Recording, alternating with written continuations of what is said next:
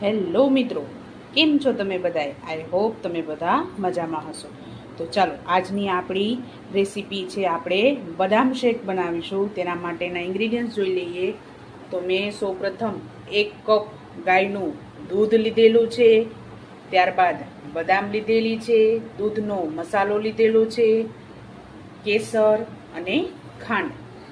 તો ચાલો આપણે આજની રેસીપી સ્ટાર્ટ કરીએ. અને સૌપ્રથમ આપણે આ બદામના ફોતરા કાઢવા માટે આપણે તેને ગરમ પાણીમાં ઉકાળી લેશું, જેથી આના ફોતરા આપણે સૌપ્રથમ દૂર કરી લઈએ. તો ચાલો આપણે બદામ શેક બનાવી લઈએ.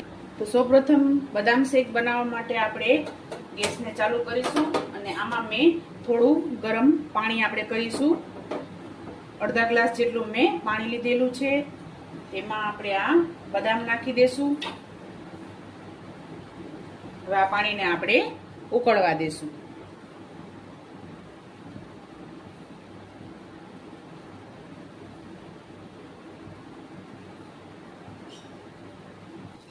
તો ચાલો, આપણું પાણી ઉકળી ગયું છે.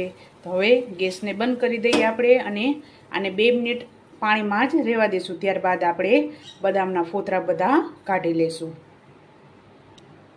ત્યારબાદ આપણે ગેસને સ્ટાર્ટ કરીશું અને દૂધને આપણે ઉકળવા મૂકી દઈશું. મીડિયમ ગેસ જ રાખીશું. આપણે એક વાસણ મૂકી દઈશું. તેમાં આપણે આ 1 કપ ગાયનું દૂધ લીધેલું છે મેં, તે આપણે આમાં એડ કરી દઈએ.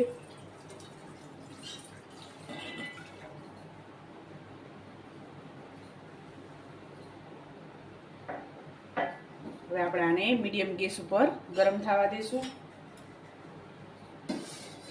અને વચ્ચે વચ્ચે આપણે હલાવતું રહેવાનું છે, જેથી તળિયે ચોટે નહીં તેના માટે. તો ચાલો, આપણું દૂધ ગરમ થઈ ગયું છે.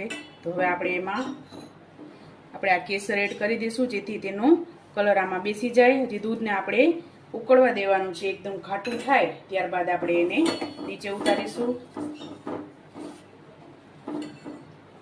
હવે દૂધને આપણે ઉકળવા દઈશું, જેથી આ કેસરનો કલર દૂધમાં સરસ બેસી જાય તેના માટે. ચાલો, આપણું દૂધ ગરમ થાય છે ત્યાં સુધી આપણે આ બદામમાંથી ફોતરા બધા કાઢી લઈએ. મેં એને પાણીમાંથી કાઢી લીધું છે ને થોડુંક ઠંડુ થઈ ગયું છે. તો હવે આપણે બદામના ફોતરા કાઢી લઈએ. તો આ જે ઉપરનો ભાગ છે તેને આ રીતે કટ કરી અને આમ તમે આ રીતે કરશો એટલે આ આસાનીથી બદામ નીકળી જાય છે.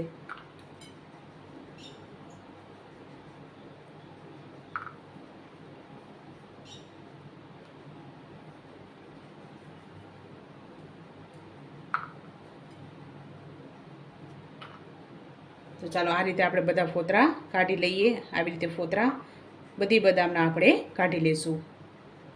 તો ચાલો, આપણે બધી બદામના ફોતરા કાઢી લીધા છે અને થોડીક બદામ આપણે એના કટકા કરીશું ગાર્નિશિંગ માટે, એટલે એને મેં અલગ રાખી દીધી છે. તો હવે આ બદામને આપણે એક મિક્સર જાર લઈ લઈએ અને એમાં એને પીસી લઈએ. બદામને આપણે પીસવાની છે, તો બધી બદામ આમાં એડ કરી દઈએ. ત્યારબાદ મેં 2 ચમચી જેટલું દૂધ લીધેલું છે, તે આપણે આમાં એડ કરી દઈશું. થોડુંક એડ કરશું, જેથી આપણી બદામ એકદમ સરસ પીસાઈ જાય તેના માટે. તો ચાલો, હવે આને આપણે પીસી લઈએ.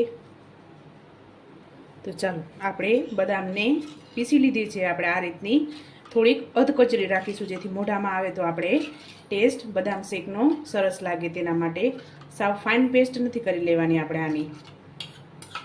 તો ચાલો, હવે આપણે આને દૂધમાં એડ કરી દઈએ. તો ચાલો, આપણે બદામ જે પીસાઈ ગઈ છે તેને આપણે આમાં એડ કરી દઈએ. ત્યારબાદ દૂધનો મસાલો આપણે એડ કરીશું. ત્યારબાદ આપણે 3 ચમચી જેટલી ખાંડ લીધેલી છે તે એડ કરશું.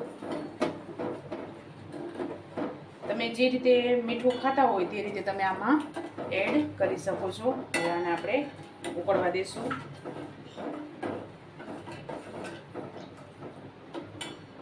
મેં 3 ચમચી ખાંડ લીધેલી હતી, તેમાંથી 2 ચમચી મેં નાખી દીધી છે, 1 ચમચી બાકી રાખેલી છે.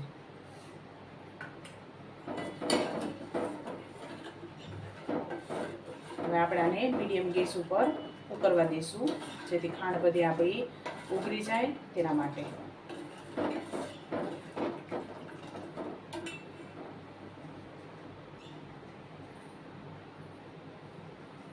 તો ચાલો, આપણું દૂધ ઉકળી ગયું છે. તો હવે આપણે ગેસને બંધ કરી અને સર્વ કરી લઈએ. તો ચાલો હવે આપણે સર્વ કરી. તો ચાલો આપણે બદામ શેકને સર્વ કરી લઈએ. તેના માટે એક ગ્લાસ લઈ લીધો છે. તેમાં આપણે બદામના ટુકડા એડ કરીશું, જેને મેં કટિંગ કરી લીધું છે. ત્યારબાદ આપણે આ દૂધ એડ કરીશું.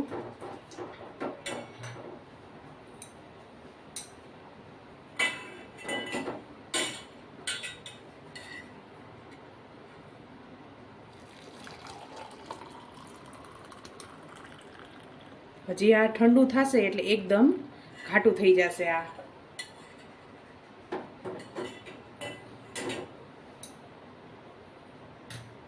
તો ચાલો, આપણું બદામ શેક રેડી થઈ ગયું છે.